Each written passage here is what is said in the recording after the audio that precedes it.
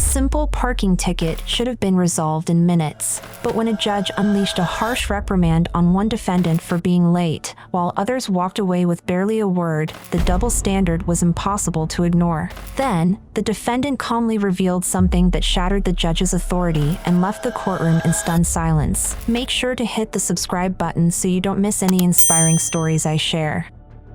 The sunlit facade of Rivertown's courthouse stood as a beacon of law and order in the mid-sized southern city. Inside its hallowed halls, however, the reality often diverged from the ideals inscribed on its marble walls. For Camille Roberts, a federal prosecutor with the Department of Justice, the courthouse was an unusual setting for her Monday morning. At 34 years old, Camille had built an illustrious career prosecuting high-profile federal cases. Her reputation was one of precision and unflinching dedication, qualities shaped by her education at Spelman College and Harvard Law School. Yet, today, she wasn't here for a major case, just a seemingly routine errand. Camille adjusted her tailored gray blazer as she reviewed the evidence in her folder, photos of ambiguous parking signs and a timeline of events. The parking ticket, though minor, felt unjust, an error she planned to dispute. Her curls framed her face, and her polished demeanor reflected her unwavering professionalism. This was a brief detour before a critical conference call about a federal human trafficking case. Her morning schedule had been tightly packed, but resolving this matter felt important, not because of the fine, but because of principle. The municipal courthouse had its quirks, and Camille couldn't help but notice its stark contrast to the federal courtrooms where she spent most of her time. The atmosphere was simultaneously rigid and chaotic, a microcosm of Rivertown's diversity. Today, the tension in the air was palpable. On the other side of the courthouse, Municipal Judge Hollis Landry presided over his courtroom with his characteristic mix of severity and self-assurance. At 63, his three-decade career on the bench had solidified his reputation as an unyielding enforcer of courtroom discipline. His widow's peak and sharply tailored robes amplified his imposing presence. Landry's courtroom was his kingdom, and punctuality was one of his many decrees. By 9 a.m., the courtroom was a theater of routine infractions, speeding tickets, minor altercations, and parking violations. Landry moved briskly through the docket, doling out fines with mechanical efficiency. Each case was treated like a mere transaction, devoid of personal nuance. "All rise," the bailiff intoned, his baritone voice commanding the room. Judge Landry entered, his gavel striking the bench like a pistol-starting shot. The session began with a procession of defendants, each one processed with the detached precision of a conveyor belt. A young white man, 5 minutes late, received a mild reminder to be more punctual. A Latino woman was reprimanded with a slightly harsher tone but no financial penalty. By 9:15, Landry's docket was halfway cleared. The heavy oak doors creaked open, and Camille stepped in. She glanced around, noting the courtroom's worn wood paneling and the mix of defendants nervously awaiting their turn. Camille's arrival was punctual by federal standards but tardy by Judge Landry's exacting clock. "You must be Camille Roberts," Landry said without looking up from his papers, his voice dripping with annoyance. "Yes, Your Honor," Camille replied, her tone steady but respectful. "You're late. This court does not operate on your schedule, Ms. Roberts," Landry shot back, his eyes now fixed on her with a piercing glare. "I apologize, Your Honor." "Enough," he interrupted, raising a hand to silence her. "In this courtroom, we respect the rule of law.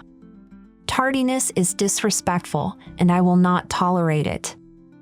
Camille's face remained composed, but her sharp mind cataloged everything: the unequal treatment of prior defendants, the tone of the reprimand, and the air of condescension. This was not the first time she had encountered bias, but this moment felt different, palpable, public, and inescapably personal. As Landry's lecture continued, Camille remained silent, her resolve hardening. The gallery murmured in anticipation. No one knew the confrontation that was about to unfold or the seismic changes it would unleash in Rivertown's judicial system. The air in the courtroom grew tense as Judge Hollis Landry's words echoed through the chamber. His voice, sharp and unwavering, painted Camille Roberts as a disrespectful latecomer. Camille, however, remained composed. Years of courtroom battles had taught her the value of restraint even under provocation. "Ms. Roberts," Landry said, his tone heavy with disdain, "this court finds you in contempt.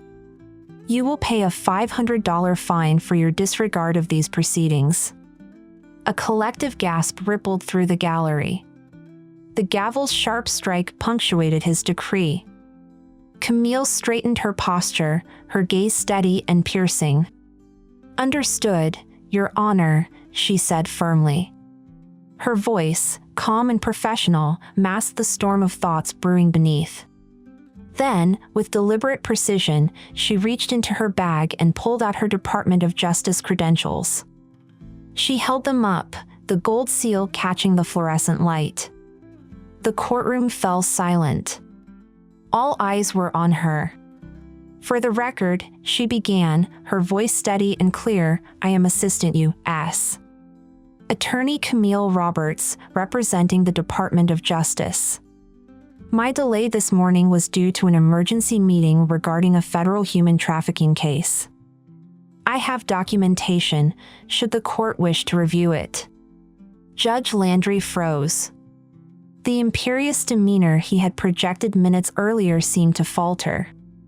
Camille's voice grew firmer. "Your Honor, I do not seek preferential treatment due to my position. However, I do expect that all individuals in this courtroom, regardless of their background, are treated equitably under the law." Her words hung in the air like a challenge. Landry's face, once confident and authoritative, now betrayed a flicker of unease. The murmurs in the gallery grew louder. Defendants whispered to one another, their eyes darting between Camille and the judge. Even Madeline Torres, the courtroom clerk, paused her typing, her fingers hovering uncertainly over the keys. "I have observed disparities in how late arrivals have been addressed this morning," Camille continued. A young man, also late, was treated with leniency. Another defendant, similarly late, faced a mild reprimand. Yet, your response to me, a black woman, has been markedly different. I request that this be noted for the record." Judge Landry's expression hardened, but the crack in his composure was evident. "Perhaps we should discuss this in chambers," he said, his voice quieter now, almost pleading. "With respect, Your Honor," Camille replied, her tone unyielding, "transparency is vital in matters of justice. If the courtroom proceedings are to reflect fairness, they must also withstand scrutiny." For a moment, the courtroom seemed frozen in time.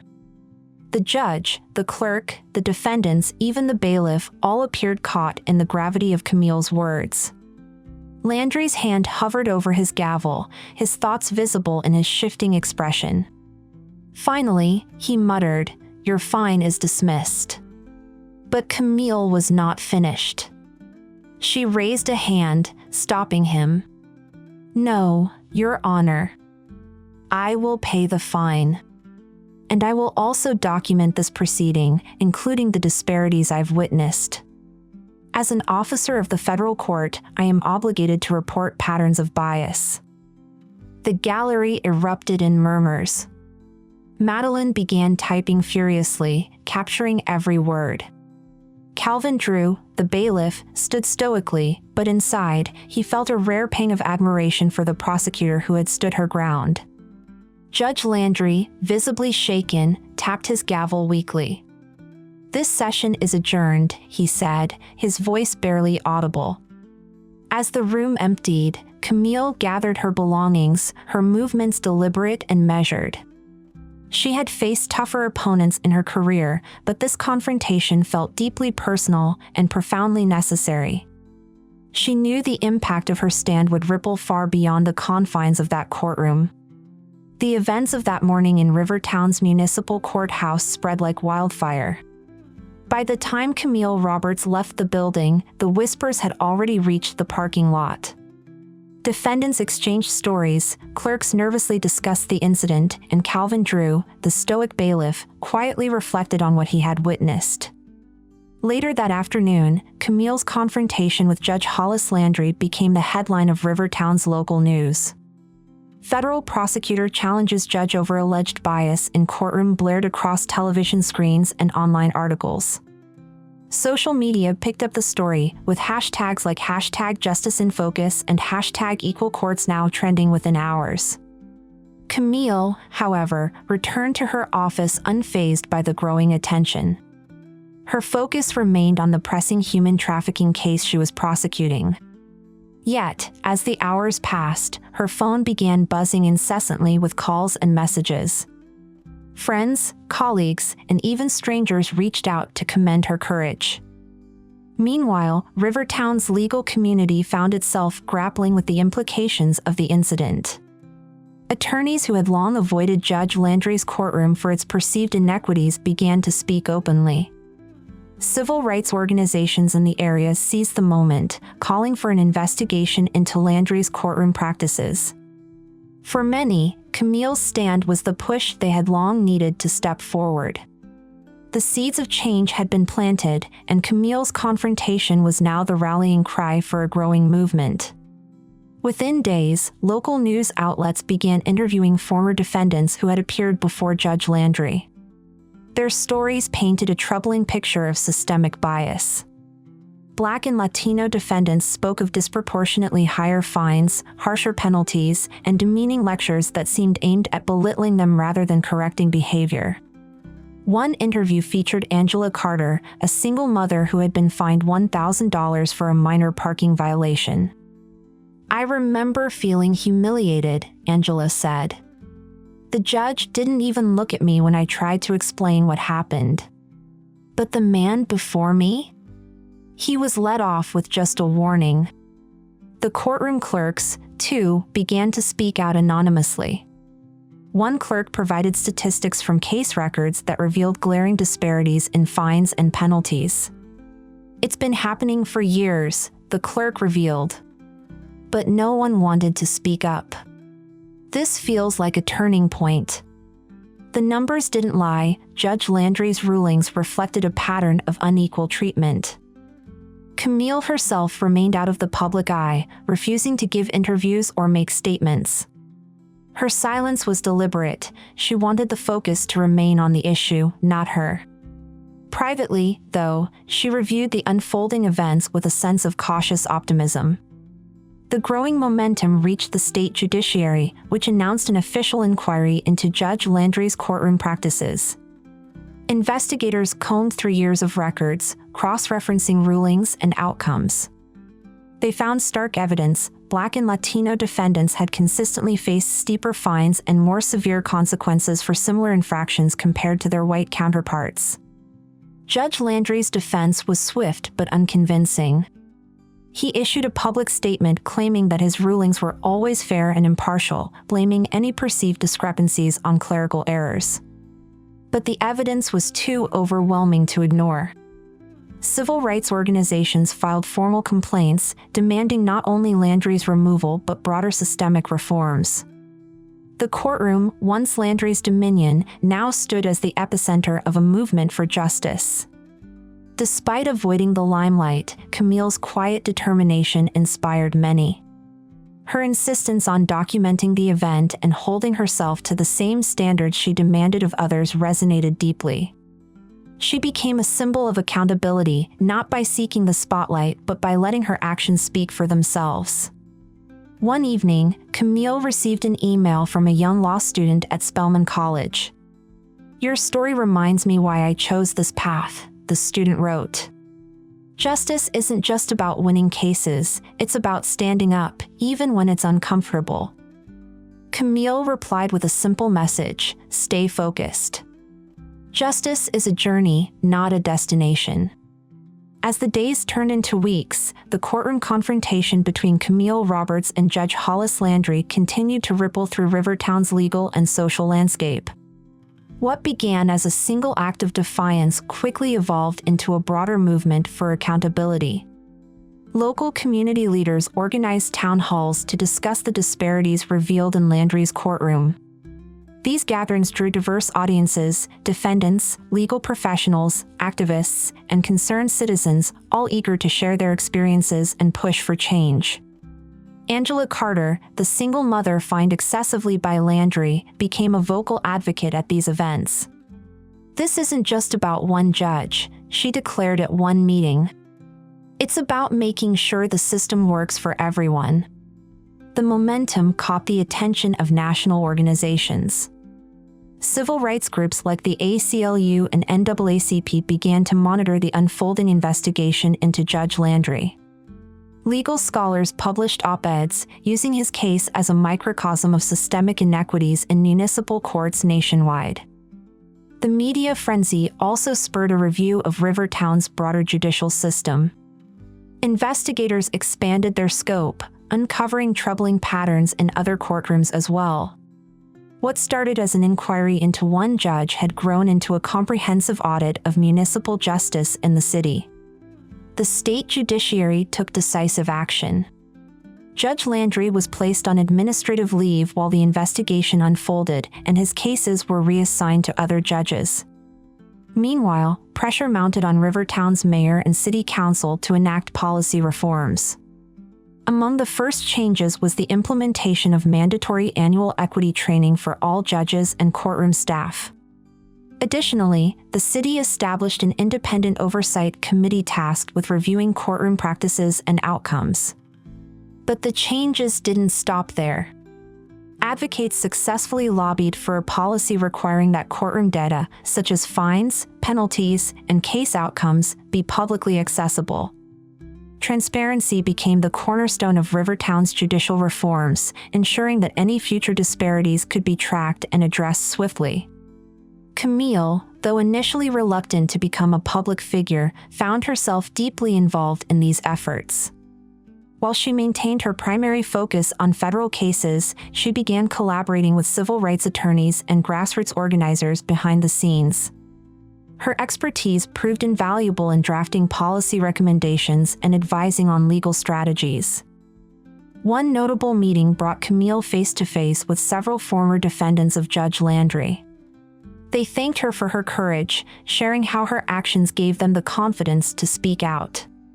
Camille listened intently, her resolve to seek justice stronger than ever.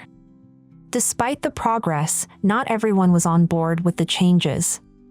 Critics accused the reforms of being reactionary, claiming they undermined the authority of the judiciary.